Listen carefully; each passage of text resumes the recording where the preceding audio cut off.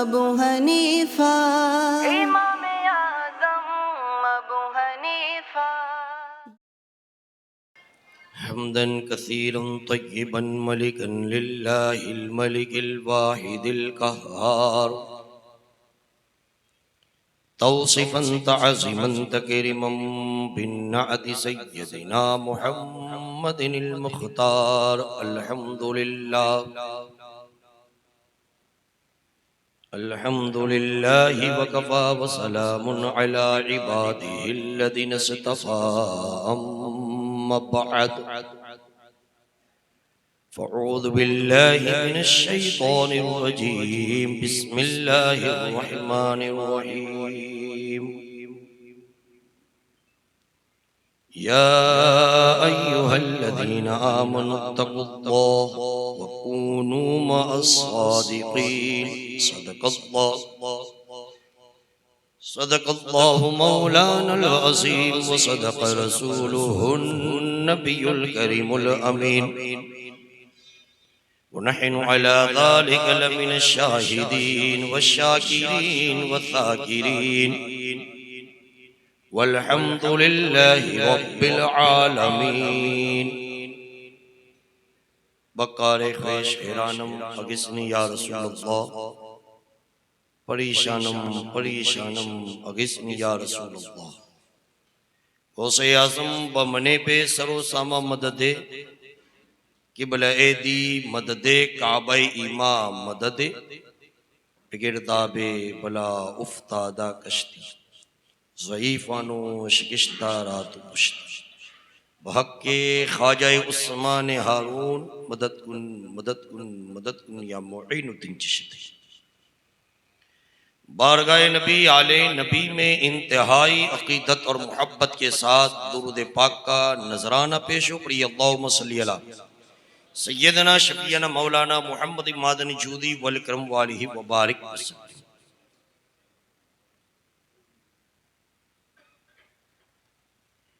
करे अल्लाह से दूर तो तालिम भी फितना, करे अल्लाह से दूर तो तालिम भी फितना, औलाद भी अमलाक भी जागिर भी फितना, और नाहक के लिए उठे तो तलवार भी फितना। तलवार ही क्या, नारे तकबीर भी फितना। मेरे प्यारे आका सल्लल्लाहु ताला अलैहि वसल्लम के प्यारे दीवान, मुबारक महफिल का ताल्लुक पैकर सदाकत सैयदना अबू बकर सिद्दीक रज़ियल्लाहु ताला अन्हु की ज़ात बाबरकात की तरफ भी, और साथ में मदरसे इमाम आज़म अबू हनीफा रज़ियल्लाहु ताला अन्हु तलबा की तरबियत के लिए भी। और देखा जाए तो तरबियत ये इतनी आसान भी नहीं होती कि हम आज किसी को समझाएं और वो समझ भी जाएगा, अमल भी कर लेगा। बड़ा वक्त लगता है, बड़ा इंतजार करना पड़ता है, तब जाकर कई मेहनतों का एक नतीजा बरामद होता है। और आज मुआशरे में जरूरत है कि खाली तालीम मत दो, तालीम के साथ तरबियत का होना निहायत ही जरूरी है। हुज्जतुल इस्लाम इमाम मोहम्मद गज़ाली रहमतुल्लाहि ताला अलैह फरमाते हैं कि सारे लोग मुर्दा हैं, जिंदा इल्म वाले हैं। सारे लोग मुर्दा हैं, जिंदा इल्म वाले हैं। और इल्म से मुराद खाली आप दीनी इल्म ना ले लें, जो आज हमने महदूद करके रख दिया है, जिसका नतीजा ये होता है कि हमारी कौम की सोच आगे नहीं बढ़ पाती। हम महदूद होकर, लिमिटेड होकर रह गए। जिस इस्लाम को अल्लाह ने लिमिटेड नहीं बनाया, जिस मजहब को अल्लाह ने लिमिटेड नहीं बनाया, पूरे आलम के लिए मजहब है, तो हमने इल्म को क्यों महदूद कर दिया है?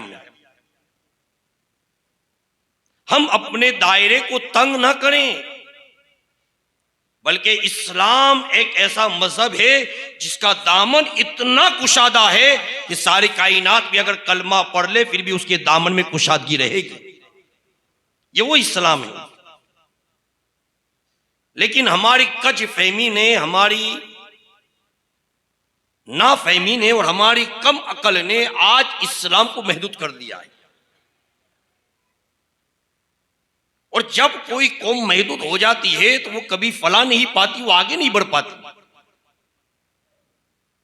मेरे प्यारे आका सल्लल्लाहु ताला अलैहि वसल्लम के प्यारे दीवानों, मौजूदा दौर में देखें हमें कैसे आगे बढ़ना है, किस अंदाज में सैयदना सिद्दीक अकबर रज़ियल्लाहु ताला अन्हु ने लोगों तक इस्लाम की दावत को पहुंचाया था। वो क्या खूबियां थी कि अबू बकर सिद्दीक की दावत पर एक दो नहीं हजारों लोग मुसलमान हुए। बल्कि अशरा मुबश्शरा में जिन 10 सहाबा को हम याद करते हैं, उनमें 6 तो वो लोग हैं जो सिद्दीक अकबर की दावत पर कलमा पकड़ दामन इस्लाम से वाबस्ता हुए। 6 वो हस्तियां हैं जो अबू बकर सिद्दीक रज़ियल्लाहु ताला की दावत से मुसलमान हुए। तो हुज्जतुल इस्लाम इमाम मोहम्मद गज़ाली फरमाते हैं कि सारे लोग मुर्दा हैं, जिंदा इल्म वाले हैं, और सारे इल्म वाले भी सोए हुए हैं, बेदार अमल वाले हैं। इल्म तो पढ़ते हैं लेकिन अमल भी होना चाहिए। कई लोग ऐसे हैं जिनके पास इल्म है लेकिन अमल का नामो निशान। फिर कहते हैं कि सारे अमल वाले भी खसारे में हैं, फायदे में इखलास वाले। अमल हो और अमल में खुलूस हो, अमल के अंदर खुलूस होना चाहिए। और फिर कहते हैं सारे इखलास वाले भी घाटे में हैं। कामयाब तो वो है जो तकब्बुर से बचे हुए हैं, क्योंकि कुछ लोग इल्म हासिल करते हैं तो तकब्बुर, फिर कुछ आमिल हो जाते हैं तो तकब्बुर, कुछ लोग इखलास का दावा तो करते हैं लेकिन असल में इखलास नहीं होता, उनके अंदर तकब्बुर की बू आती है। एटीट्यूड उनका इतना बढ़ जाता है कि धीरे धीरे धीरे वो अपने से कम इल्म वालों को बिल्कुल हकीर समझने लगते हैं। अब देखें, हम और आप आज बैठे हैं तरबियत के लिए, और हुजूर नबी पाक सल्लल्लाहु अलैहि वसल्लम तरबियत कैसी फरमाते। आज हमें थोड़ी सी बात में शर्म आ जाती है। फॉर एग्जाम्पल, अगर मान लीजिए इतना बड़ा मजमा है अल्हम्दुलिल्लाह, अगर इतने ना होते, सिर्फ 8-10 लोग बैठे होते हैं, तो शायद मेरे बोलने का मूड चेंज हो जाता। मैं ये सोचता यार इन लोगों को क्या समझाऊं। लेकिन याद रखें, मजमे की किल्लत और कसरत पर कभी भी अपने इल्म का दारो मदार न रखो कि मजमा कम होगा तो हम नहीं सुनाएंगे, ज्यादा होगा तो सुनाएंगे। अरे लाखों को सुनाएं और कोई भी अमल ना करे, उससे बेहतर वो मजमा है जिसमें लोग कम हो लेकिन सुनकर अमल के लिए तैयार हो जाए, तो वो कामयाब हो जाएंगे। तो मेरे प्यारे आका सल्लल्लाहु ताला अलैहि वसल्लम के प्यारे दीवानों, हुजूर नबी पाक सल्लल्लाहु ताला अलैहि वसल्लम जब अपनी महफिल सजाते हैं, अब वो महफिल सजी थी और उस महफिल में सुनने वाले ऐसे ऐसे लोग थे जिनमें किसी को अबू बकर सिद्दीक कहा जाता है, किसी को उमर फारूक आजम कहा जाता है, किसी को उस्मान ज़ुन्नूरैन कहा जाता है, किसी को मौला अली शेर खुदा कहा जाता है, कोई हजरत तला है, कोई जुबैर है। अजल्ला सहाबा की जमात उस महफिल में मौजूद है, और एक बच्चा भी अदब के साथ बैठकर उस महफिल को सुन रहा है। एक बच्चा भी बैठा हुआ उस महफिल के अंदर, वो बड़े अदब एहतराम के साथ वो बच्चा बयान सुन रहा था। और उसने बयान कैसा सुना, देखिए ये खूबी होती है। आज अगर हम बच्चों को मस्जिद में नहीं आने देंगे, उनको भगाएंगे, चलो आवाज करते हैं, शोर करते हैं, उनको निकालो, तो ये जुल्म होगा। बल्कि बाज लोग जो सफों से बच्चों को निकालते हैं ना, वो बच्चा अगर नमाज की अहमियत को जानता है, भले बच्चा है, तो उसको निकालना भी जुल्म माना जाएगा, उसको भी हम नहीं निकाल सकते। जिसको इस बात का ख्याल कि ये नमाज है। मुआशरे में कुछ रूल्स हमारे आज बदलने की जरूरत है। हमने सबको बहुत दूर कर दिया, बहुत दूर कर दिया। एक तो बायकट की जमात ने सबको दूर कर दिया, एक हमारे रवैये ने दूर कर दिया। आएगा कौन? बताएंगे किसको? समझाएंगे किसको? सुधारेंगे किसको? जब कोई आपको ऑडियंस मिलेंगे ही नहीं। याद रखो, अखलाक की दावत लाओ, अखलाक का पैमाना मजबूत करो, अपने दिल को कुशादा करो। मुस्तफा जाने रहमत सल्लल्लाहु ताला अलैहि वसल्लम की शरीयत को आज के दौर में समझो, किस अंदाज में जनाब रसूल अकरम सल्लल्लाहु अलैहि वसल्लम ने लोगों तक दीन की दावत पहुंचाई। अबू बकर ने दीन की दावत पहुंचाई, अजल्ले सहाबा किराम ने दीन की दावत पहुंचाई। आज शख्सियात के इख्तिलाफ में हमने अहले सुन्नत के शिराज को बिखर के रख दिया। अब वो इत्तिफाक की तरफ, अब वो इत्तिहाद की तरफ, अब वो अहले सुन्नत के उस वसी दायरे में जिसमें अशरफी भी आ सकता है, रज़वी भी आ सकता है, नक्शबंदी भी हो सकता है, चिश्ती भी हो सकता है। ये दायरा महदूद नहीं है। इमाम अहमद रज़ा फरमाते हैं अहले सुन्नत का बेड़ा पारे असाबे हुजूर, नज्म है वो नावे इतरत रसूलुल्लाह की। ये अहले सुन्नत का वो रास्ता है जिस पर चलो तो कामयाबी और कामरानी तुम्हारी दहलीज पर दस्तक देती हुई नजर आएगी।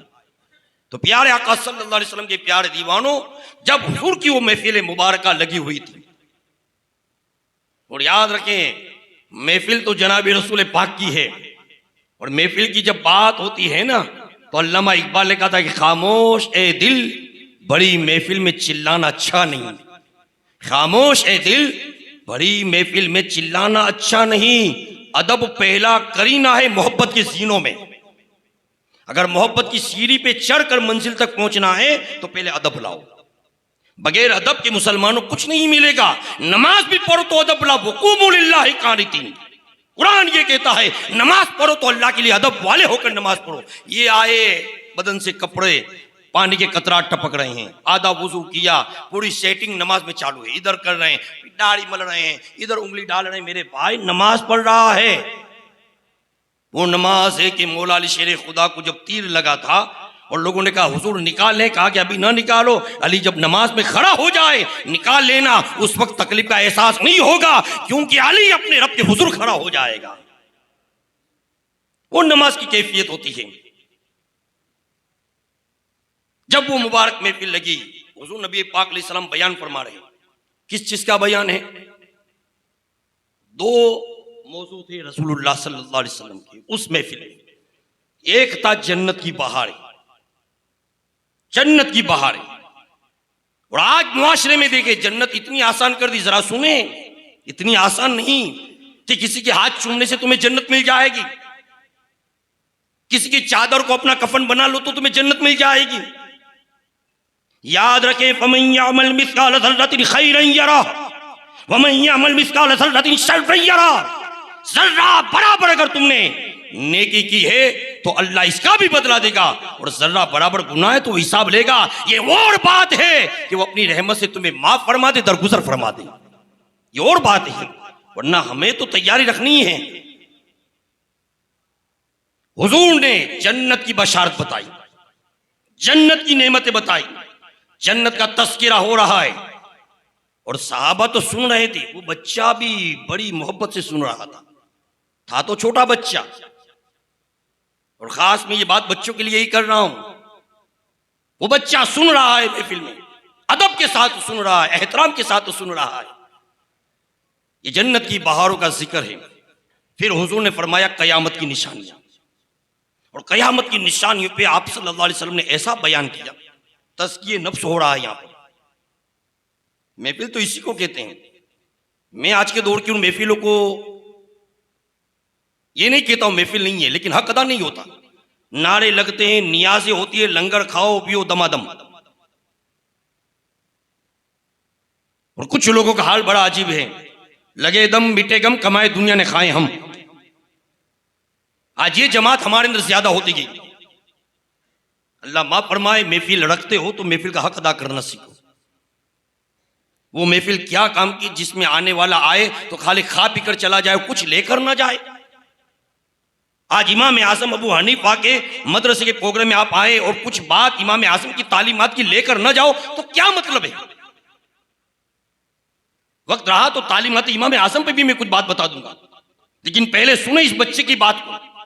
वो बच्चा जनाब रसूल पाक सल्लल्लाहु अलैहि वसल्लम की मुबारक महफिल में है। हुजूर नबी पाक अलैहिस्सलाम कयामत की निशानियों का जिक्र फरमा रहे हैं, और कयामत का जब जिक्र होता हुजूर खुद रोने लगते, अश्क निकल जाते, सहाबा की दाढ़ियों से कतरे टपकने लगते। वो महफिल इतनी अल्लाह के खौफ में मुस्तगरक हो चुके थे, वो सुनने वाले लोग, वो जमात इसी मुस्तगरक हो चुकी थी। सब आखिरत की फिक्र में है, सब रो रहे हैं। और वो बच्चा सुनने के बाद जब महफिल खत्म हुई तो धीरे धीरे धीरे इसी ख्याल में, अल्लाह अकबर, कयामत में क्या होगा हमारा, कयामत में क्या होगा हमारा, ये ख्याल करते हुए, ये तस्वुर करते हुए वो बच्चा धीरे धीरे जा रहा है अपने चचा के घर पे। और वो चचा कौन चचा था उसका, जिस चचा की बदौलत ये बच्चा रसूलुल्लाह से करीब हुआ था। जब हुजूर ने मदीना में आकर लोगों को दीन की दावत दी तो उस बच्चे का जो चचा था, ये सरे फेरिस्त उन लोगों में शामिल था जिन लोगों ने मदीना के अव्वल लोगों में कलमा पढ़ा, उनमें ये भी थी। लेकिन दिल में बुग़्ज़ था, दिल में कुछ कीना था, निफाक था उनके दिल में। जब ये बच्चा धीरे धीरे धीरे अपने चचा के घर पे गया, चूंकि बच्चा यतीम था और चचा ने परवरिश में उसको रखा हुआ था। अब जरा सोचें, आज एक ख्याल की वजह से हम और आप कभी कभी अपने ईमान का सौदा कर देते हैं, अपने ईमान को फरोश कर देते हैं थोड़ी दुनिया की लालच के लिए। आज हमारी जमात में कसरत के साथ ऐसे अफराद मिलेंगे जिन्होंने अहले सुन्नत को बिल्कुल दरहम बरहम करके रख दिया है। ऐ मेरे आका सल्लल्लाहु ताला अलैहि वसल्लम के प्यारे दीवानों, वो बच्चा धीरे धीरे चलता हुआ जब अपने चचा के घर पे गया, अदब के साथ सलाम किया तो उनका जो चचा था वो काम में लगा हुआ था। फिर उस बच्चे ने जाकर अपने चचा से कहा, देखे बच्चों से मैं कहूंगा, इधर दीन की बात आपके असातिज़ा बताए, आप सुनो और जाकर घर पे भी बताओ, जितना भी आपको याद रहे। आज स्कूल से आता है एक बच्चा, अगर वो कोई तैयारी करता है ड्रामे की, वो ड्रामा घर पे आके वो उसका रिहर्सल करता है, हम देखते हैं और उसको उसमें ताउन भी करते हैं। लेकिन जब हमारा कोई दीनी बच्चा आता है, कोई मदरसे का बच्चा आता है, वो सलाम करता है, अगर हम सुने कि सलाम में उसकी गलती है तो बच्चे को समझाने की जिम्मेदारी हमारी बनती है कि हम उसको बताएं कि बेटे सलाम में उस्ताद ने तो बराबर सिखाया, कसूर उस्ताद का ना निकालें। हमारी कौम पीछे इसलिए है कि हर बात में कसूर मदरसे वालों का निकालते हैं, असातिज़ा का निकालते हैं, स्कूल के टीचर्स का निकालते हैं। उनके कसूर मत तलाश करो, ये समझो कि तुम्हारा बच्चा थोड़ा कम सही है, उसे भी मुकम्मल बात समझ में नहीं आई, उसको समझाने की जिम्मेदारी वो आपकी भी है।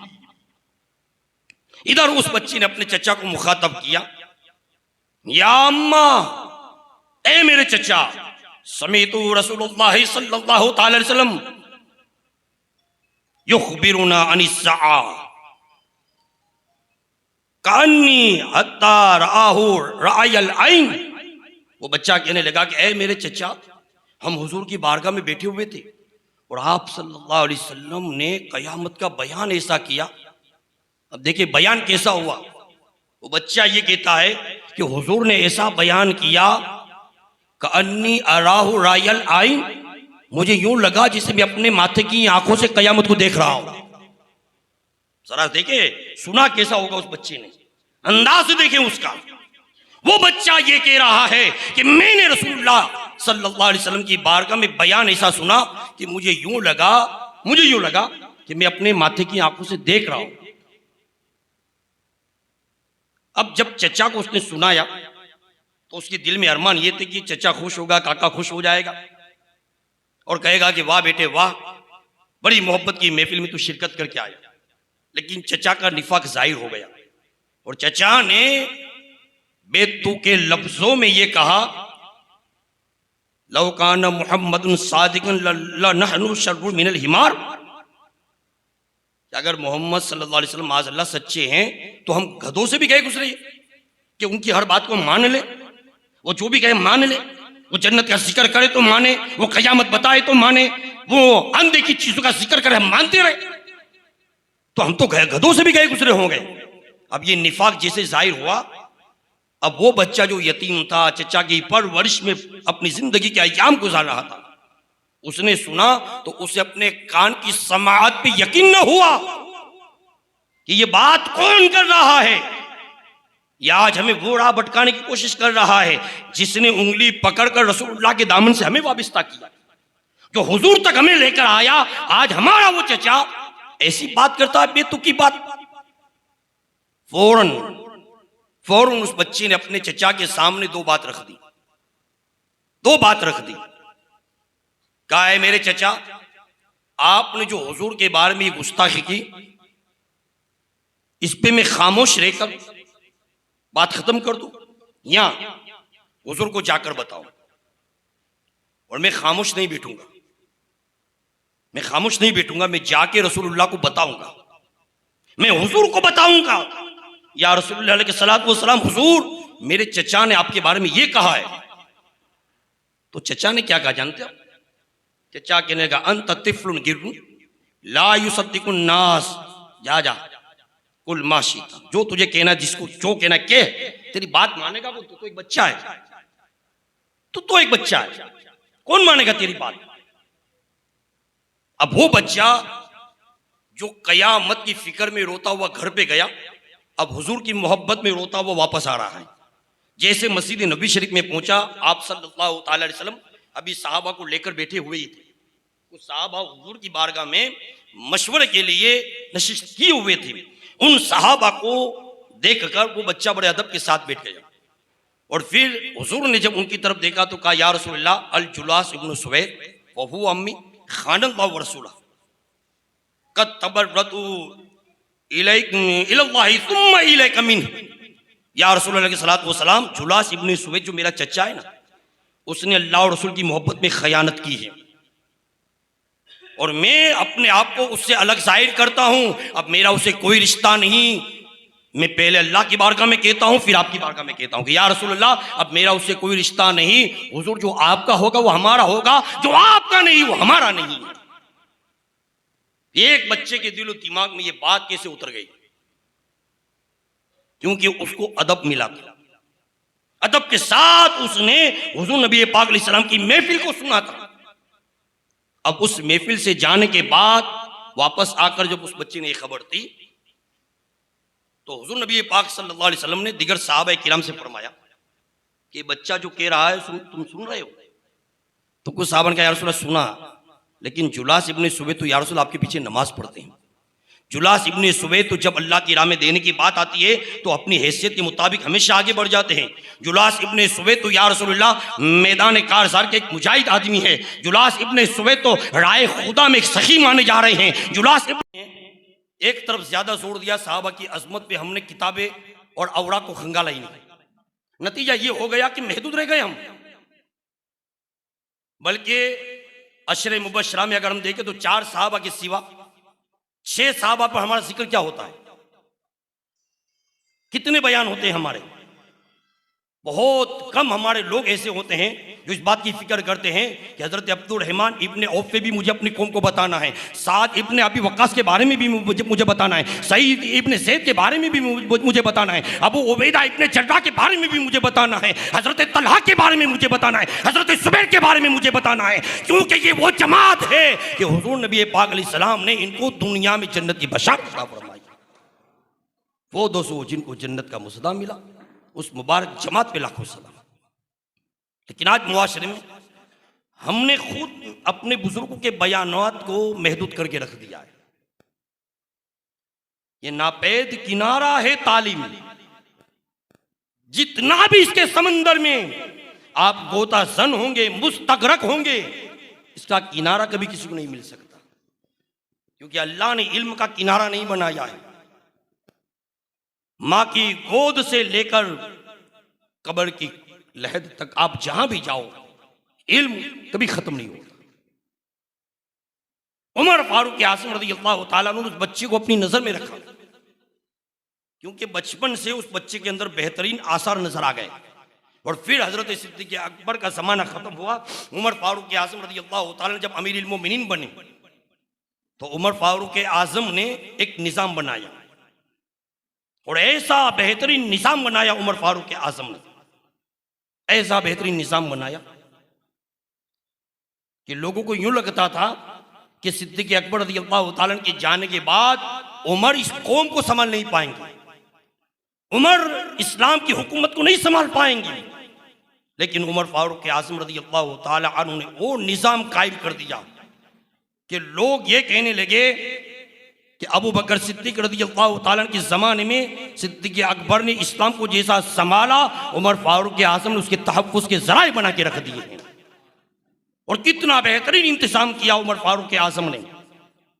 फिर ये भी ना समझ लेना कि उमर फारूक आज़म की 10 साला दौरे खिलाफत में ही बस काम हुए।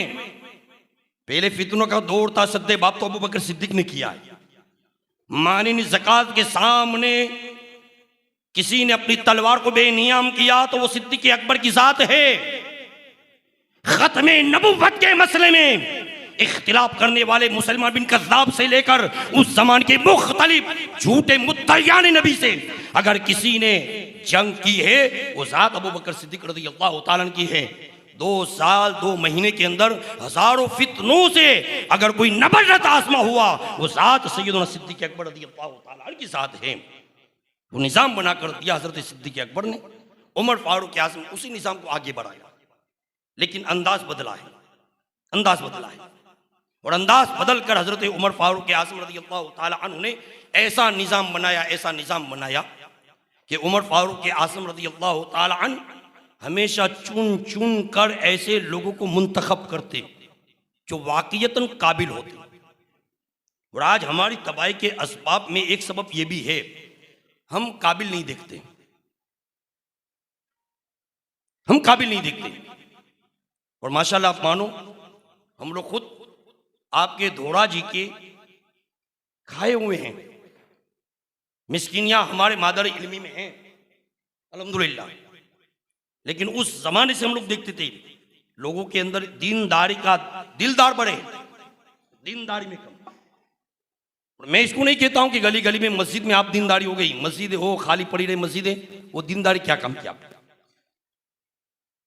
मुझे मालूम है कि उस जमाने में जब हज के मौके पे सूरह हज पढ़ाते तो सुनने वाले बेचारे 3 लोग होते, लेकिन नहीं, हमारी मस्जिद का रिवाज है। रिवाजों पे ना जाओ, माहौल बनाने के लिए मैं आपसे इतनी अपील जरूर करूंगा, आप अगर किसी मस्जिद के जिम्मेदार हैं, किसी मदरसे के जिम्मेदार हैं, तो काम करने वालों को आगे बढ़ाओ। इंशाअल्लाह ताला आपकी मस्जिद, आपका मदरसा खुद ब खुद तरक्की करता हुआ आपको नजर आएगा। रुकावटें मत डालो आप। आज अल्हम्दुलिल्लाह माहौल देखते हम, तो मैंने हमारे मौलाना मुद्दस्सिर से रास्ते में कहा कि ये नौजवान उलमा की मेहनत है कि आज अल्हम्दुलिल्लाह धोड़ा की सरजमीन पर लोग इतने जल्दी आकर मजमे में बैठे हैं, वरना खतीब कितना इंतजार करता तब भी लोग नहीं पधारते। वो बेचारा पधारते पधारते उठ जाता, लेकिन लोग इतने जल्दी नहीं आते। अल्हम्दुलिल्लाह खुशी हो रही है, और अल्लाह आपके इस जज्बे को, इनकी मेहनत को अल्लाह कामयाबी अता फरमाए और अल्लाह सलामत रखे। तो बहरहाल उमर फारूक आज़म चुनिंदा चुनिंदा लोगों को पोस्ट देते थे, किसको कहाँ रखना है। हम्स की बात आई कि हम्स में माल की बड़ी फरावानी है, हम्स ये है, हम्स वो है। हम्स की इस्लाम में दौर, उमर फारूक आज़म के दौर में हम्स की जब फतेह हो गई तो वहाँ का गवर्नर हज़रत उमर फारूक आज़म ने इसी बच्चे को बनाया, जिसका नाम था हज़रत उमैर बिन साद अंसारी रज़ियल्लाहु ताला अन्हु। और वो इतने खाकसार थे, इतने खाकसार थे कि जब वो हमसे आए ना, उमर फारूक आज़म रज़ियल्लाहु ताला उन पे बड़ा नाज करते थे। अब उनकी दास्तान तो बड़ी लंबी, मुख्तसर तौर पे मैं इतना बताता हूँ कि जब उनका इंतकाल हुआ तो उमर फारूक आज़म खुद पैदल चलकर जन्नतुल बकी कब्रिस्तान तक गए, उनको दफन किया। और दफन के बाद जब ताज़ियत की एक महफिल हुई ना, तो उमर फारूक आज़म रज़ियल्लाहु ताला अन्हु ने लोगों से कहा कि लोगों, अगर अल्लाह तुम्हें कुछ मांगने का मौका दे तो तुम क्या मांगोगे। देखें, उमर फारूक आज़म कह रहे हैं अल्लाह अगर तुम्हें मांगने का मौका दे तुम क्या मांगोगे, क्या तलब करोगे अल्लाह की बारगाह से अगर अल्लाह तुम्हें मौका दे। तो एक साहबी या ताबी खड़े हुए और कहने लगे अमीरुल मोमिनीन, अगर अल्लाह मुझे मौका दे ना तो मैं मांगूंगा कि अल्लाह मुझे इतना माल दे, इतनी दौलत दे कि मैं गुलामों को आज़ाद करा कर उनको खुशहाली की जिंदगी जीने का एक मौका दे। फिर किसी ने कहा कि उमर फारूक आज़म, अगर अल्लाह मुझे मौका दे तो मैं मांगूंगा अल्लाह मेरे बाजू में ऐसी ताकत दे कि आखिरी सांस तक मैं तेरी राह में जिहाद करता रहूं। फिर तीसरे ने कहा कि उमर फारूक आज़म, अगर अल्लाह मुझे मौका दे तो मैं मांगूंगा कि अल्लाह मेरे बाजू में ऐसी ताकत दे कि मैं आबे ज़मज़म से डोल भर भर के पानी निकालूं और काबे के मेहमानों को सैराब करता रहूं। फिर किसी ने कहा कि अमीरुल मोमिनीन, अगर अल्लाह मुझे मौका दे तो मैं ये मांगूं। किसी ने ये कहा। सब ने अपनी अपनी ख्वाहिश का इज़हार कर दिया, लेकिन जब उमर फारूक आज़म रज़ियल्लाहु ताला से पूछा कि हज़रत अगर अल्लाह आपको मौका दे तो आप क्या मांगेंगे, अब उमर फारूक आजम की तमन्ना सुनो मुसलमानों। उमर कह रहे अगर अल्लाह मुझे मौका देना कि उमर मांग तुझे क्या चाहिए, तो मैं उमर बिन साद अंसारी जैसे लोग मांगूंगा कि अल्लाह मुझे ऐसे लोगों की जमात अता फरमा जो मुसलमानों के लिए बेहतरीन की राहें हमवार कर सके। देखो कितनी बड़ी तमन्ना है। और कभी मैं आपसे कहता हूं, आप दर्द पैदा तो करो यार। आप जब दर्द पैदा करेंगे ना, ये आपके ओलमा आपको ऐसी दुआएं देंगे। और मैं तो ये भी कहता हूं कि आप ध्यान दो ना दो, आज भी दुआएं देते हैं। हमारे घर वाले शायद हमारे लिए 5 वक्त मुसल्ले पर बैठकर दुआएं करें या ना करें, एक इमाम दर्जे का आदमी रब्बना आतिना फिद दुनिया हसना ये कहकर हमारी दुनिया आखिरत की भलाई की दुआएं जरूर मांगता है। वो तखस्सुस नहीं करता कि इसके लिए दुआ मांगू उसके लिए दुआ मांगू, कुल मुसलमानों के लिए दुआएं मांगता है। आप भी अपने अंदर दर्द पैदा करें। आज हमारा हाल बड़ा अजीब हुआ जा रहा है। हमने वो राह इख्तियार कर ली जिन राहों से हमारे बुजुर्गों ने हमको रोका था। हमें जो राहें बताई गई, आज मुसलमानों हमने उन राहों को तर्क कर दिया, छोड़ दिया है। मौजूदा दौर के हालात उठाकर देखो, आज दुनिया हमारा नामो निशान मिटाने पे तुली है। और एक मुसलमान है जो गफलत की वादियों में भटक रहा है। एक मुसलमान है जिसको शऊर नहीं कि हालात क्या बन रहे हैं, माहौल क्या हो रहा है। आज के इस दौर में मैं जोर दूंगा इतना कि अल्हम्दुलिल्लाह हमारे उलमा अगर ध्यान दे तो जितना अल्हम्दुलिल्लाह ये धोड़ा की सरजमीन पे आज दीनी माहौल बनता जा रहा है ना, आप दुनियावी एजुकेशन के प्लेटफॉर्म को भी मजबूत करो। ये जरूरी है आपके लिए, हमारे लिए, सबके लिए। खाली हम दीन की तालीम से सारे मसले तो हल नहीं कर लेंगे, दुनियावी प्लेटफॉर्म पे भी हमको मजबूत होना पड़ेगा। और ताउन करने वालों से कहूंगा कि खाली इस बात पे चिंता न दे, मदरसे के साथ में एजुकेशन का क्या इंतजाम है आपके पास, ये आज के दौर में जरूरी है। हाँ, बेहतरीन कुरान शरीफ पढ़ा जा रहा है अल्हम्दुलिल्लाह, बेहतरीन अंदाज में बच्चों को नमाज जरूर सिखाई जा रही है, लेकिन बेहतरीन माहौल बनाने के लिए तरबियत क्या दे रहे हैं, हमारा कल्चर क्या है, हमारा मुआशरा क्या है, क्या हम कभी इस पर गौर फिक्र करें। याद रखें, खाली इस्लाम ने हमको मस्जिद मदरसों तक महदूद नहीं कर दिया है, हमने अपने आप को महदूद कर लिया है। अपने आप को हम महदूद करते जा रहे हैं।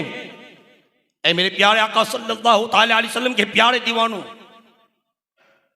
मौजूदा दौर में जिस तालीम और तरबियत की हमें दिन के साथ दुनिया की जरूरत है ना, उसका प्लेटफॉर्म भी अगर हमारे उलमा ध्यान दें आज, तो बहुत बड़ी कामयाबी मिलेगी।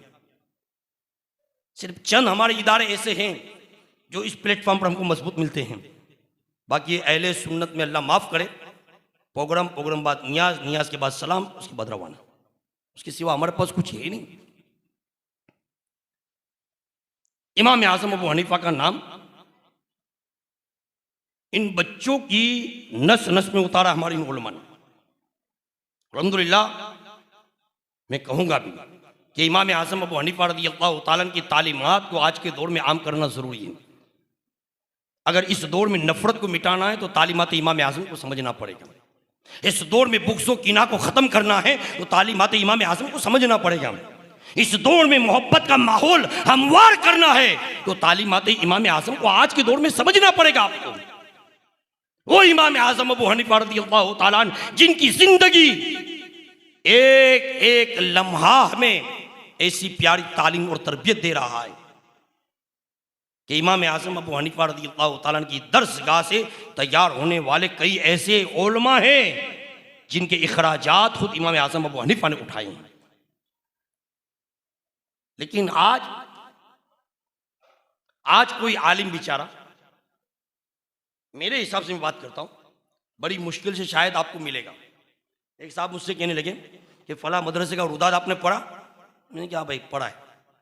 कहने लगे कि देखो वहां जो पढ़ा थे ना आलिमों ने भी इसमें ज़कात नहीं दी है। मैंने कहा कि ये बात अलग है, लेकिन उनको ज़कात देने के लायक तो बनने दो पहले।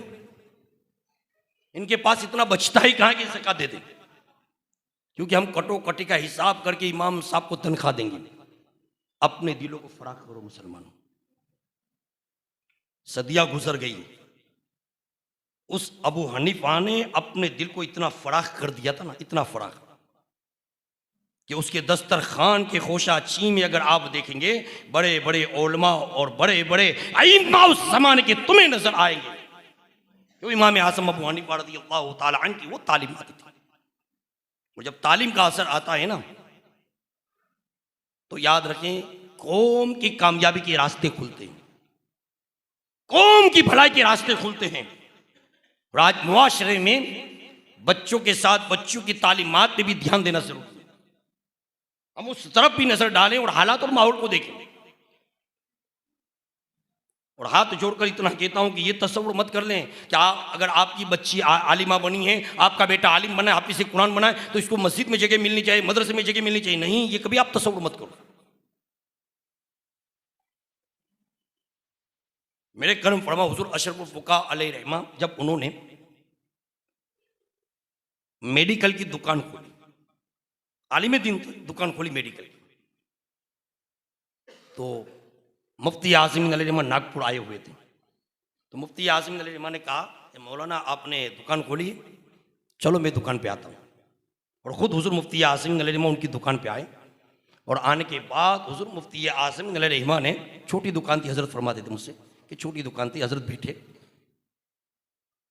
और फिर हुजूर मुफ्ती आज़मीन अलैहि रहमा ने एक जुमला ये फरमाया कि अगर उलमा तिजारत की दुनिया में आगे बढ़े ना, तो लोगों को हलाल और हराम समझने की तमीज़ आ जाए। क्या हराम है, क्या हलाल है, क्या जायज़ है, क्या नाजायज़। अब ज़रा इस पर हमारी अगर देखें तो हमारी सोच महदूद है। आज हम इस पर ज़रा भी गौर फिक्र नहीं करते। तो मेरे प्यारे आका सल्लल्लाहु अलैहि वसल्लम के प्यार दीवानों, तालीम भी लो लेकिन अल्लाह का डर रखो।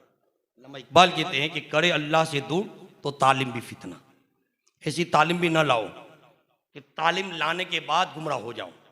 जैसे आज हमारे कुछ लोग कुछ महफिलों में बैठने वाले बन गए, तो अब साहबा पे एतराज़ करने लगे, उन पे तबर्रे बांधने लगे, उनकी खिदमतों के ऊपर एतराज़ करने लगे। थोड़ी तालीम आपको मिल गई तो आप इन राह पे चले गए।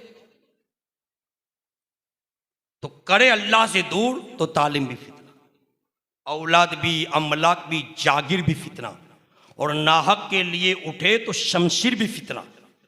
किसी को नाहक कत्ल मत करो, ये इस्लाम की तालीम याद रखना। इसलिए हम खुले मंच से हमेशा रद्द करते हैं आतंकवाद का।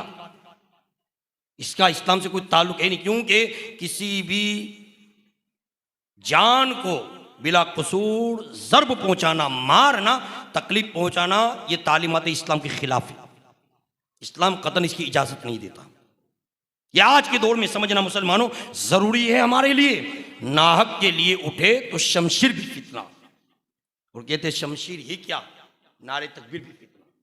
अगर आप ऐसा दिन सीखते हैं कि आपका दीन आपको नफरत करना सिखा रहा है। जलालुद्दीन रूमी अलैहि रहमा ने कहा कि अगर मेरा इल्म मुझे लोगों से मोहब्बत करना न सिखाए, सुनना ये जुमला, मेरा इल्म अगर मुझे लोगों से मोहब्बत करना न सिखाए तो एक जाहिल मुझसे 1000 गुना बेहतर है। ये कौन कह रहा है? ये जलालुद्दीन रूमी अलैहि रहमा कह रहे हैं, जिन्होंने लोगों को अल्लाह के दिन की कैसी तालीम दी। वैसी तालीम दे रहे थे कि फरमाते हैं कि एक सूफी जो रात दिन अल्लाह का जिक्र करता था, रात दिन अल्लाह के जिक्र में मशगूल, वो अल्लाह का ऐसा जिक्र कर रहा था कि शैतान को तकलीफ पहुंच गई और शैतान ने उसको वसवसे में डाल दिया। अरे भाई, तू अल्लाह का इतना जिक्र करता है, क्या तुझे मालूम है कि तेरा जिक्र अल्लाह की बारगाह में कबूल हुआ या नहीं हुआ? अब देखिए, यही बात आज हमारे दिलो दिमाग में शैतान उतार देता है। हम भी सोचते यार नमाज पढ़ते तो बरकत नहीं मिलती। अरे मेरे भाई, ये कैसे सोच लिया तूने कि नमाज पढ़ता है तो बरकत नहीं मिलती? ये भी तो सोच के हो सकता है कि तेरी उस नमाज की बरकत से अल्लाह ने तुझे कितनी बड़ी मुसीबत से बचाया है। कभी पॉजिटिव चले जाओ, नेगेटिव में मत जाओ हमेशा। जलालुद्दीन रूमी अलैहि रहमा फरमाते हैं कि वो सूफी जो था अल्लाह का जिक्र करता था ना, बस यहाँ इल्म नहीं था तो दिल में एक ख्याल आ गया कि यार मैं पढ़ता हूँ, शैतान ने वसवसे डाले, तो जो मैं अल्लाह का जिक्र करता हूँ ये अल्लाह की बारगाह में कबूल है या नहीं। और जब मुझे ही पता नहीं कि कबूल होता है कि नहीं होता, तो अब क्या जिक्र करूं? उसने जिक्र करना बंद कर दिया। हजरत जलालुद्दीन रूमी अलैहि रहमा फरमाते हैं कि उसके ख्वाब में हजरत खिज़र अलैहिस्सलाम तशरीफ लाए और हजरत खिज़र ने फरमाया कि तूने क्यों अल्लाह के जिक्र को छोड़ दिया है? क्यों अल्लाह का जिक्र बंद कर दिया तूने? वो बंदा कहने लगा कि ऐ खिज़र, मुझे क्या मालूम कि जो मैं जिक्र करता हूँ कबूल होता कि नहीं होता। तो हजरत खिज़र ने जो उसको जवाब दिया ना, जलालुद्दीन रूमी अलैहि फरमाते, जवाब अपने दिल पे लिख लो मुसलमान, कहा कि सुन, जब तू एक मर्तबा कहता ना अल्लाह, तो दूसरी मर्तबा तेरी जबान पे लफ्ज़ अल्लाह उस वक्त तक नहीं आ सकता जब अल्लाह पहले लफ्ज़ अल्लाह को कबूल ना फरमा ले।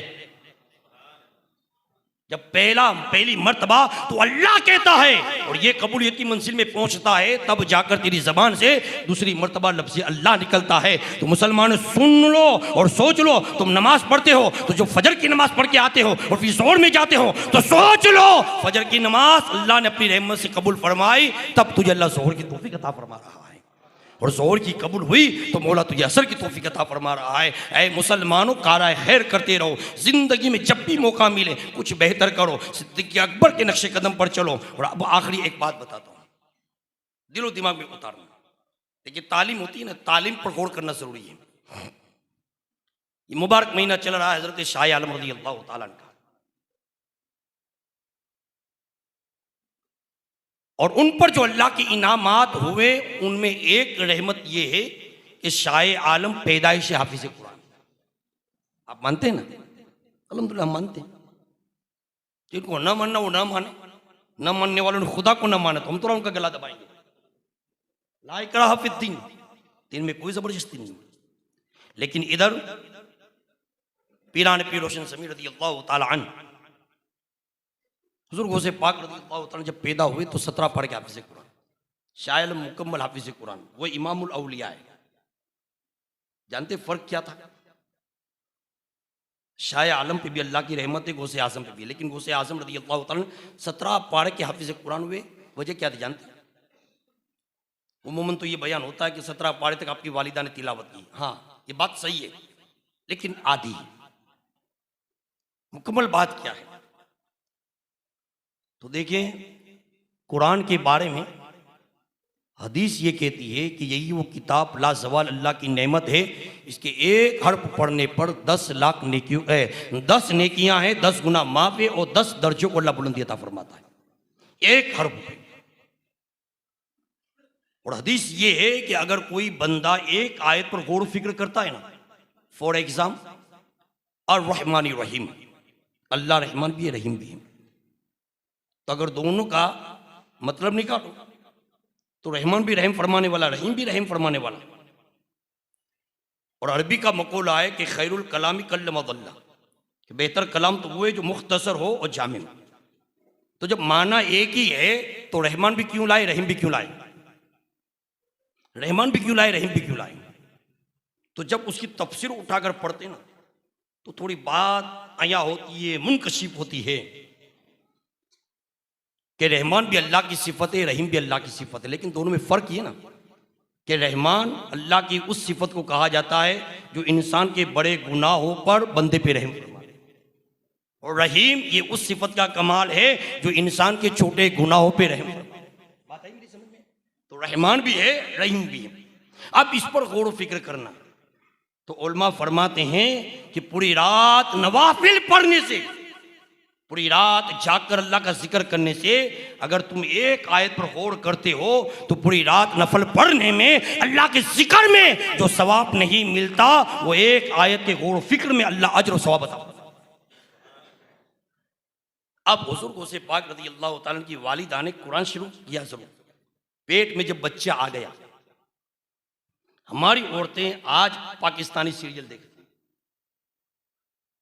ड्रामे देखने, ड्रामे देख देख कर आता भी है ड्रामे वाला, समझे? वो माँ बाप को अपनी जन्नत समझने वाला नहीं बनता, वो माँ बाप की खिदमत करके अपनी आखिरत की कामयाबी को पसंद नहीं करता। वो फिल्मी ड्रामों की तरह अपने आप को पेश करने की कोशिश करता है, उसका व्यवहार देखो तो वैसा ही बनता जाता है। लेकिन ये शेख अब्दुल कादिर जीलानी पीरान पीर रोशन ज़मीर रज़ी अल्लाह तआला, इनकी वालिदा ने जब गौसे पाक रज़ी अल्लाह तआला आपके पेट में शिकम में तशरीफ लाए ना, उस वक्त से आपकी वालिदा ने खाली कुरान की तिलावत नहीं की, एक एक हर्फ को पढ़ना, गौर करना, तदब्बुर, तफक्कुर, उसके रुमूज, उसके इशारात, उसके लवाजिमात और उसके जो मलफूजात, ये सारी बातों को धीरे धीरे धीरे धीरे समझ कर जो तिलावत करते करते करते पहुंची ना, तब 17वें पारे तक पहुंची। और जब 17वें पारे तक पहुंची तब हुजूर गौसे पाक की विलादत हुई। तो गौसे पाक खाली 17 पार के हाफिज़ कुरान नहीं, 17 पार के रुमूज भी समझने वाले थे, इशारे भी समझने वाले थे, किनायात भी समझने वाले थे। और उस कुरान की जो जो आयत का नुज़ूल वगैरह हुआ है, हर चीज़ पर हुजूर गौसे पाक फरमाते हैं कि अल्लाह ने इस बंदे को कबूल अता फरमाया। देखिए, ये कुरान को इस अंदाज में पढ़ा है। अब्दुल्ला वास्ती रहमतुल्लाह ताला अलैह कहते हैं कि मैंने अरफात के मैदान में एक औरत को बड़ा परेशान हाल देखा। मैंने जब उस औरत को परेशान हाल देखा ना, तो मेरे दिल में ख्याल आया कि लाओ मैं इस औरत से पूछूं कि परेशान है, कुछ कोई तकलीफ है तुम्हें? ये दर्द होता था ना मुसलमानों, एक दर्द मुसलमान का, आज दर्द खत्म हो गया। आज मुआशरे में लोग दिखावे पे लाखों रुपए खर्च करते हैं, लेकिन सगे भाई की हालत खराब है, उसका दर्द पैदा नहीं करता। दिखावे के लिए लाखों के डेकोरेशन होते हैं, शादियों में भरपूर खर्च होते हैं हमारे मुसलमानों के, लेकिन वही सगी बहन अगर थोड़ी नाराज हो गई तो उसको मना कर लाने की कोशिश नहीं होती। मैं खाली बच्चों की नहीं, आपकी भी तरबियत करना चाहूंगा। हर छोटी बात में नाराजगी मत लाओ, दरगुजर करना सीखो। और याद रखो, जब कोई माफ करने वाला होता है ना, तो अल्लाह भी राजी हो जाता है। माफ करना सीखो यार, दरगुजर करना सीखो। आप हर छोटी बात पे आप किसी की गिरफ्त करेंगे, पकड़ करेंगे, गिरफ्त करेंगे, पकड़ करेंगे, तो अगर पूरी दुनिया में लोगों को बेऐब तलाश करोगे ना, तो आप अकेले रह जाओगे, आप तन्हा रह जाओगे। आपकी जिम्मेदारी बनती है कि कोई नाराज है, उसकी नाराजगी कैसे दूर हो, ये रास्ते आप तलाश करो।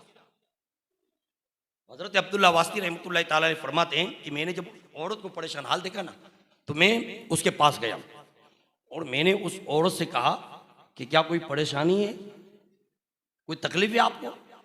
उस औरत ने कुरान की आयत तिलावत की, मन यहदिहिल्लाहु फला मुदिल्ल लहु व मन युद्लिल फला हादिय लहु। अल्लाह जिसको राह बुला दे उसको कोई राह नहीं दिखा सकता, और अल्लाह जिसको राह दिखा दे उसको कोई राह नहीं बुला सकता। तो अब्दुल्ला वास्ती कहते मैं समझ गया कि ये रास्ता भूल गई है औरत, ये औरत रास्ता भूल गई है। लेकिन देखो, उस औरत ने कुरान की आयत से उनको जवाब दिया। तो फिर हजरत अब्दुल्ला वास्ती कहते हैं, मैंने उनसे पूछा कहां से आई हैं आप, कहां से? तो उस औरत ने कहा सुब्हानल्लज़ी अस्रा बिअब्दिही लैलम मिनल मस्जिदिल हराम इलल मस्जिदिल अक़सा। अब्दुल्ला वास्ती कहते मैं समझ गया कि ये बैतुल मक़दिस से आई हुई है, ये वहां से आई हुई है। फिर हजरत अब्दुल्ला वास्ती रहमतुल्लाह ताला अलैह कहते हैं, अब देखें ये कुरान जो समझ कर पढ़ा, इसकी बरकत। हम खाली पढ़ते हैं, इसाले सवाब फला हाजी साहब के 10 कुरान, 5 कुरान, मैं कहता हूं इतने भी ज्यादा मत बख्शो, एक आधा पारा बख्शो, लेकिन समझा हुआ बख्शो, वो 10 से ज्यादा तुमको सवाब दिला देगा। लेकिन समझा हुआ पढ़ो मेरे भाई, समझा हुआ। आप भी समझो, उलमा से समझो, उनसे सीखो कुछ। तो हजरत अब्दुल्ला वास्ती रहमतुल्लाह ताला अलैह कहते हैं, अब मैंने उससे पूछा कि यहां पर किस लिए आई हुई हो आप? मक्का की जमीन है, कोई रिश्तेदार है तुम्हारे? तो उस औरत ने कहा वलिल्लाहि अलन्नास हिज्जुल बैत, कि लोगों पर अल्लाह के लिए हज फर्ज हुआ तो मैं हज अदा करने के लिए आई हूं। ये भी कुरान से उसने जवाब दिया। तो हजरत अब्दुल्ला वास्ती रहमतुल्लाह ताला अलैह कहते हैं, फिर मैंने उस खातून से ये कहा कि अल्लाह की बंदी, क्या तुम्हारे साथ में तुम्हारा शोहर भी है? तो उसने कहा कुल्लु नफ्सिन ज़ाइक़तुल मौत, हर जानदार को मौत का मजा चखना है। तो कहते मैं समझ गया कि उसके शोहर का इंतकाल हो गया।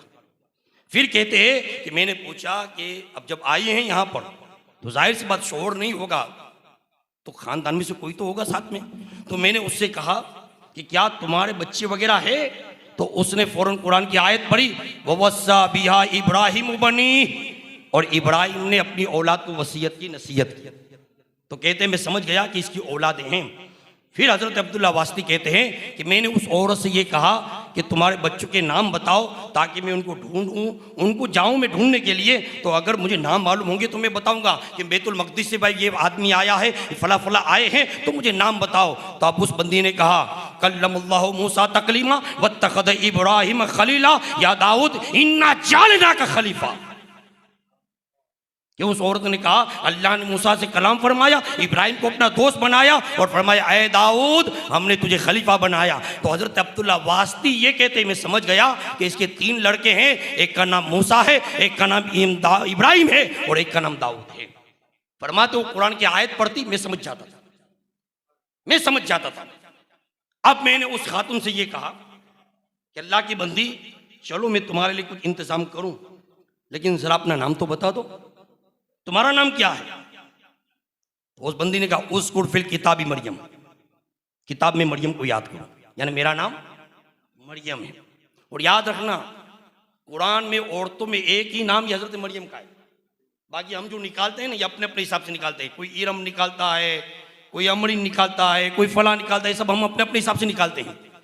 लेकिन कुरान की रोशनी में औरत एक ही का जिक्र किया गया, वो हजरत बीबी मरियम। उस औरत ने कहा कि मेरा नाम मरियम, ये भी कुरान से उसने कहा। फिर हजरत अब्दुल्ला वास्ती कहते हैं कि मैंने कहा कि तुम रुको मरियम, मैं तुम्हारे लिए सवारी लाता हूँ और तुम्हारे लिए कुछ अच्छा इंतजाम करता हूँ। मैं सवारी लेकर आया और मैंने उनसे कहा कि ऐ मरियम सवारी पे सवार हो जाओ ताकि तुम्हारे लिए आसानी हो जाए और थोड़ी तकलीफ तुमको ना हो। तब उस बंदी ने कहा वमा तफ़अलू मिन खैर यअलमुल्लाह, कि तुम में से जो भी अच्छे काम करता है अल्लाह उसको जानता है, यानी तुमने मेरे लिए अच्छा किया है तो अल्लाह इसको जानता है। ये भी कुरान से उस बंदी ने जवाब दिया। फिर फरमाते हैं जब मैं उसकी नकील पकड़कर चलने लगा तो चलते चलते मुझे एहसास हुआ कि शिद्दत की धूप है, प्यास का वक्त है, खाने का वक्त हो चुका है। तो मैंने उनसे कहा क्या मैं तुम्हारे लिए कुछ खाने का इंतजाम कर दूं? तो वो बंदी कहने लगी इन्नी नज़रतु लिर्रहमानी सौमा, मैंने रहमान की रजा के लिए आज रोजा रखा है। ये भी कुरान से पढ़ा उसने, ये भी कुरान की आयत की तिलावत की उस बंदी ने। फरमाते हैं कि मैं उसको देख रहा था, मुझे ताज्जुब हो रहा था कि यार इस बंदी को अल्लाह ने कैसा इल्म दिया है। मैं जो भी पूछता हूं आयत कुरान की रोशनी में दे रही है, जवाब कुरान की रोशनी में दे रही है, जवाब आयत की रोशनी में दे रही है। मैं उसको देख रहा था ना तो मेरा देखना भी उसको अच्छा नहीं लगा। ये देखना किस लिए था? एक ताज्जुब के तौर पर था। ओ हो सुभान अल्लाह सुभान अल्लाह। जब किसी के पास इल्म होता है, कमाल होता है तो हम ऐसे ही देखते ना। तो वो बंदी कहती है कुल्लिल मुमिनीन यगुद्दू मिन अबसारिहिम, महबूब तुम मुसलमानों से कह दो कि अपनी नजरों को नीचे रखे। देखिए ये तालीमात है, अपनी नजरों को नीचे रखो। हजरत अब्दुल्ला वास्ती कहते हैं कि मैंने अपनी नजरें नीचे कर ली और फिर जब मैं आगे बढ़ा ना तो एक जगह उसके बच्चे मुझे मिल गए और मैंने सबकी मुलाकात करवाई। तब उन्होंने मेरे लिए खाने का इंतजाम करवाया ना, तो खाने के इंतजाम में भी उस बंदी ने अपने बेटे को क्या कहा फबअतु अहदकुम बिवरक़िकुम हादिही इलल मदीना फलयंजुर अय्युहा अस्का तआम। उन्होंने अपने एक बच्चे से कहा कि जाओ शहर की तरफ जाओ, पैसे लेकर जाओ और खाना साफ सुथरा लेकर आना। देखिए ये तालीमात है। अब इस पर मैं बोलूँ तो बहुत वक्त लग जाएगा, लेकिन बात खत्म करता हूँ और इतना समझाऊंगा मुसलमान कि हालात और माहौल में। देखिए एक औरत ने कुरान समझा, अब्दुल्ला वास्ती रहमतुल्लाह ताला अलैह कहते मेरी जिंदगी में दो बारह ऐसी औरत नहीं देखी जिसने इस अंदाज में मुझे जवाब दिया हो। वो कुरान की आयतें पढ़ती, यानी कुरान खाली पढ़ा नहीं, कुरान को समझा। और आज के दौर में जरूरी हम कुछ समझे। जब हम समझते नहीं ना तो हमारे हालात बिगड़ते, माहौल बिगड़ते हैं। बस अल्लामा इकबाल ने जो कहा था चंद लफ्जों में समझा देता हूं और समझ लो उसको कि तस्कीन ना हो जिसमें, तस्कीन ना हो जिसमें वो राज बदल डालो, और जो राज न रख पाए वो हम राज बदल डालो। और तुमने भी सुनी होगी बड़ी आम कहावत है, तुमने भी सुनी होगी बड़ी आम कहावत है, अंजाम का हो खतरा तो आगाज बदल डालो। अभी तुमको फ्यूचर खतरनाक नजर आता है ना तो अभी हालात बदलो, माहौल बदलो, अभी जरूरत है। कि तुमने भी सुनी होगी बड़ी आम कहावत है, अंजाम का हो खतरा तो आगाज बदल डालो। और पुरसोच दिलों को जो मुस्कान न दे पाए, पुरसोच दिलों को जो मुस्कान न दे पाए, और साजिश जिसमें न मिले, साजिश जिसमें न मिले वो मुस्कान बदल डालो। और फिर कहते हैं कि ए दोस्त करो हिम्मत, कुछ दूर सवेरा है। ए दोस्त करो हिम्मत, कुछ दूर सवेरा है। अगर चाहते हो मंजिल तो परवास बदल डालो। और आखिरी बात जो जामे है आज के दौर के लिए, माने भी हैं और कहते हैं कि दुश्मन के इरादों को अगर है जाहिर करना, हर तरफ तुम्हारे हमारे दुश्मन है, हर तरफ। गैरों से क्या शिकवे, अपनों में भी इतने पड़े, कदम कदम पे हैं, कदम कदम पे। तो कहते हैं कि दुश्मन के इरादों को अगर है जाहिर करना, तुम खेल वही खेलो, अंदाज बदल डालो। आज के दौर में देखो दुश्मन कैसे कामयाब होता है। कल का शायद न्यूज आपने देखा हो, तो देखिए 800 से ज्यादा पटेल लोभी के बच्चे पुलिस लाइन में भर्ती हो गए। लेकिन हमारे मुसलमानों के बच्चों की हालत है देखो। तो इतना बड़ा मुस्लिम मुआशरा, इतना मुस्लिम मुआशरा, वो एक समाज की मैं बात करता हूं, लेकिन हमारे पूरे मुस्लिम समाज को लेकर, चाहे इसमें सैयद हो, फकीर हो, मेमन हो, तुर्क हो, मंसूरी हो, पटनी हो, कोई भी हो, सबको ले लो।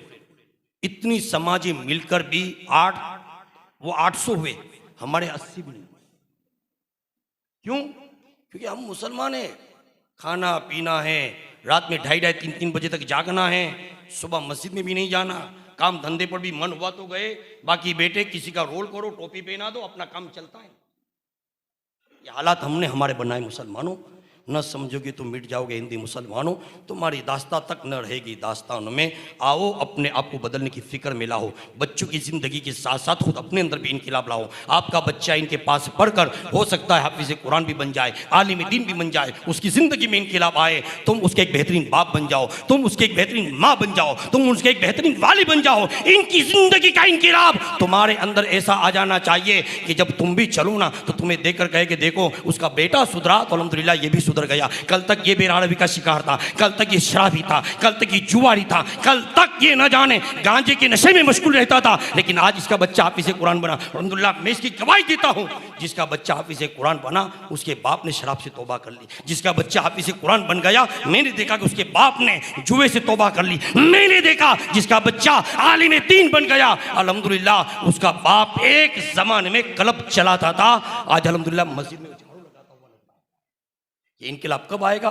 जब बच्चों के अंदर बेहतरीन परवरिश आएगी। इमाम आज़म अबू हनीफा की इल्म का अल्लाह सदका अता फरे। और बयान में अगर कोई जुमला, कोई बात अगर खिलाफ शरा हुई हो तो मैं आप सबको गवाह बनाकर अल्लाह की बारगाह में तौबा करता हूँ। अस्तगफिरुल्लाह रब्बी ताला मिन कुल्ली ज़ंबि व अतूबु इलैह। अस्सलामु अलैकुम।